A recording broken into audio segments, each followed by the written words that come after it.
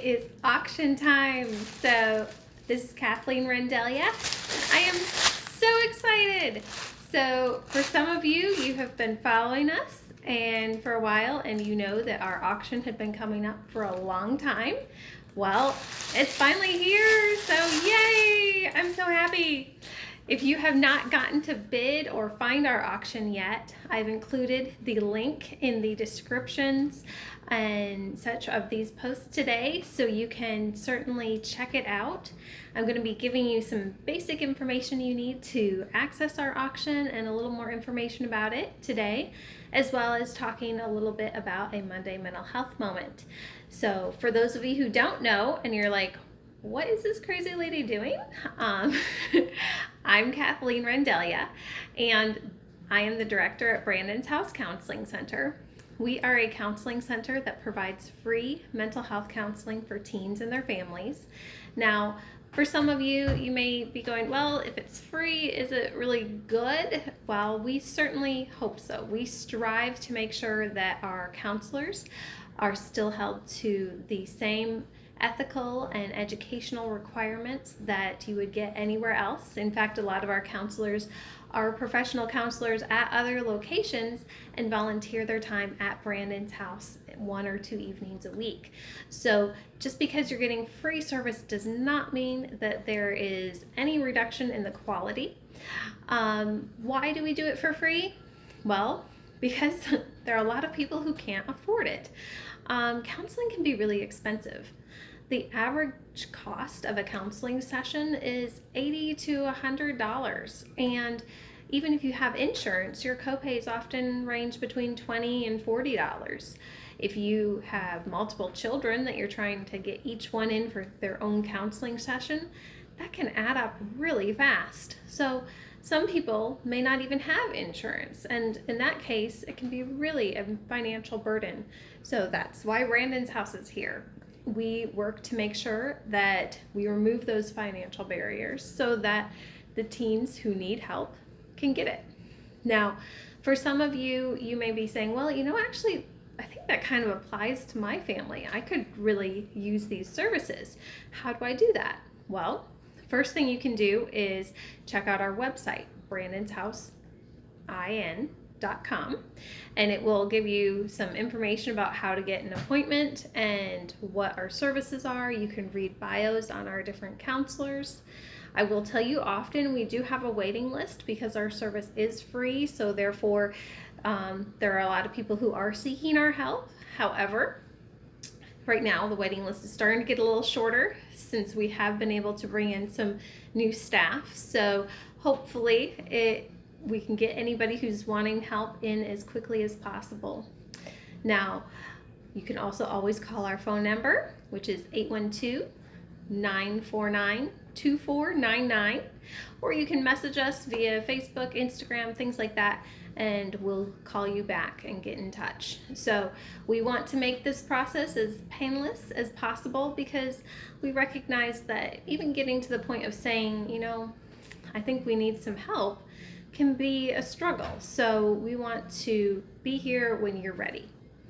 Now, for those of you who are looking at this and saying, I really like this program, I would like to keep it going and I want to support it. What can you do? Well, besides financial donations directly to our program and counselors who are volunteering their time, you can also participate in our fundraisers. And right now, like I said before, we have an auction going on, and this year our silent auction is completely online due to COVID restrictions and things like that. We wanted to make sure that we were keeping everybody as safe as possible. So all this week, so we started yesterday and going through until Saturday at 8 p.m. our auction is open online. You have to have the direct link that is included on all of our posts, though. You can't just go to the 32 Auctions website and search for our auction. You have to have that link. So you can share it, though. It's shareable. Send it, please do, to your friends, your family, your coworkers, anybody you can think of. Help us get that link out there to more people. But all you have to do, follow the link. You can see all of the auction items right there. Now, You do have to create a 32 auction account to bid, but all that really is putting in your email address and name so that it can verify that you're a human and not some kind of bot just trying to mess up our auction. So you have to confirm your email, and then you're all ready to go and you can start bidding. Right now we are at 30% of our goal. So our goal is $16,000, and with our sponsors and what the auction has raised so far, that's where we're at. So 30%, and it's Monday. So hopefully things continue to go up, up, up between now and Saturday, because we really do need to reach that goal so that we can keep our sessions available to the teens in need. So a couple things you can look at specifically on our auction that I want to highlight today.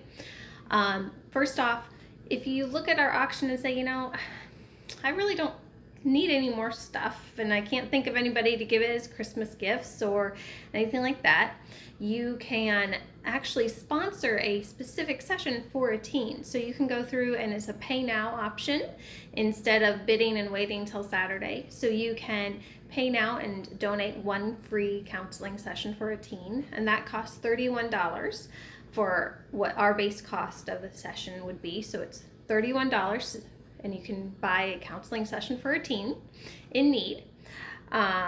Or you can also buy a memorial or honorarium brick that is going to be going into our reflection garden. So the back of Brandon's house in our yard, we have a Eagle Scout project that has a memorial for veterans there, and a nice paved area and some landscaping, and we're going to continue to grow that area to being a reflection area that can be used for the community around us, as well as our staff and clients. So our reflection garden, though, has a path already in it, and we are replacing bricks in that path with ones that, like I said, can either be in memory of somebody or in honor of someone. I know somebody told me they're going to get a brick for each of their kids with their name on it so they can go and find their bricks. You know, you can do however you would like. Each brick costs $100 and will help us to pave the way for free counseling for teens. So I hope that those two items might interest you. Also, we have a whole bunch of gift cards on our list this year, so if you like to get takeout or eat out with your family, chances are we may have one of your local favorite restaurants there, and so you can bid on those things. We have some awesome gift baskets and some real nice homemade items as well. So I hope that you can peruse there, see what might be of interest, and remember, everything that we raise here is staying local. It's not going to some big conglomerate somewhere else. It's all staying right here in Southern Indiana and serving our community. So we don't take tax dollars. We are completely funded by the community that we serve. So we do depend on all of you to help us out when we do have fundraisers. But like I said, there's a lot of great things in this auction, so it's not all too soon to start those Christmas shopping things, and maybe some birthdays coming up in your family. So I hope that you can do that. Remember, if you have any questions whatsoever, you're not sure of how to bid, or you can't find something, or you're wondering about a particular item, if you have any questions at all, feel free to message us. We are here to help you guys out. We want to make this as transparent and comfortable process as possible. So that's our auction. Like I said, just a little bit excited. We've been working towards that for a while now, and it's live. So this is an exciting week at Brandon's house. Now, we're going to talk a little bit today about some other exciting things and how it impacts our life. So specifically, how do we recognize positive celebratory things in our lives right now? Personally, I know my life has been a little bit hampered still by the pandemic. I know not as much as it once was, but especially with different variants coming out and things like that, restrictions are starting to go back into being more limiting of what we can do in the community or things like that, getting together with family and friends. So this week I've been very blessed to have some really exciting things happening for some of my loved ones and family and friends, and those are things that we normally would probably throw some big parties for and have a good time, maybe go out to a fancy restaurant, get everybody together, have just a large group of people celebrating. But that's not really something that our group is able to do with different people's health limitations and concerns and things like that. So how do we adapt? And this is something we've all been kind of struggling with for over a year now and kind of get tired of it, if you know what I mean. So we think about it and we go, I really want to go out and do this. I really want to be a part of this thing, and I don't know what to do. Well, one of the things you can do is stay connected. That's the best thing you can do throughout this whole situation, is make sure that you are connecting with the people you love. So you may not be able to physically be with them all, or maybe not as a whole big group all at once, but you can find different ways to connect. So making sure that you are communicating, whether it be via phone, text, maybe old-fashioned letters, pictures, getting creative in order to make sure that you're expressing your enthusiasm and happiness and sharing in those special moments. So you want to make sure you're connecting that way. Also, you can get creative. So finding different ways to recognize things than you may have other times. So maybe normally you'd have a big meal and party together, but you can't do that. So taking the time to put together a memory book of something from past times that you guys all celebrated together, and drawing up things that say, oh wow, that was really special when we did this before, or I'm so proud of you. Look at where you've gotten yourself in life. You've accomplished so many amazing things. And you remember when you did this back when? Using those memories can help again to make that moment special, because you're drawing from moments in the past that were special.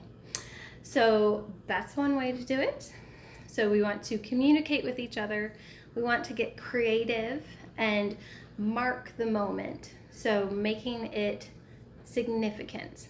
We make significant things based on what we decide is significant, So if I'm going to say, this moment was important to me, and I'm going to take a picture of it, I'm going to frame it, put it on my wall because it's special. Now, maybe that picture isn't my whole family all gathered together and celebrating, but maybe it's a screenshot of all of us on Zoom celebrating. Might not be the same kind of picture, but it's still important because I'm saying this was a significant moment and it's important to me. So we want to make sure that we're looking at that. Also, we can plan ahead. So just because we didn't get to have the celebrations we want to right now, doesn't mean we can't have those celebrations at some point in time. Maybe planning, 6 months from now, or in some cases it might be as soon as somebody is feeling safe to health-wise get out and about again, next week, a month from now, who knows what it is for your situation. But whether it be new babies or birthdays or get-togethers or new jobs or things like that, you can still celebrate those things even after the fact. Yeah, it might not be that first new week on the job or when the baby is really, really brand new, but it's still going to be special. And using that positive self-talk for yourself to let yourself know, I can be happy with this too. This is still going to be a great time when I do get together with my friends, when I do get to celebrate this new life, or when I do get to recognize how proud I am of my family member and their new job. Those are times that we can still have great moments, but we have to self-talk, because if we're negative about it and we think, gosh, yet again, we can't do anything together. I'm so frustrated. I can't do this. I can't do that. It's going to bring us down, and it's also, and here's the important part, it's also going to color that important moment. So if we are thinking negatively about how we aren't able to celebrate, it's going to make it seem not so special of an event. So we want to think about how we want to communicate to those we love as well, how we feel about it. And so again, trying to stay positive in those times, communicating and being creative in how we mark that moment as significant is something that we can do. So this week at Brandon's house, we're celebrating our auction and in a good mood that way. But what else can we be celebrating this week? What are some of the things you guys are celebrating in your lives? New jobs, new babies, new pets. I have some friends who have some adorable puppy pictures out there right now. What are you celebrating? Maybe it's something different in your life. Maybe you are really proud of the garden harvest that you have, that you've worked so hard all summer long and you're starting to see the fruits of your labor. What are you celebrating? Put it in the comments below so we can all celebrate with you, because remember, we want to be a community. We want to have that party and that celebration. And so why not here? Why not now? You guys post what you are celebrating this week, and I will be so happy to celebrate with you. So remember, at Brandon's house, you can participate in our auction by going to the direct link that's in the comments and description above and below these posts. And if you have any questions at all, let us know. And happy bidding!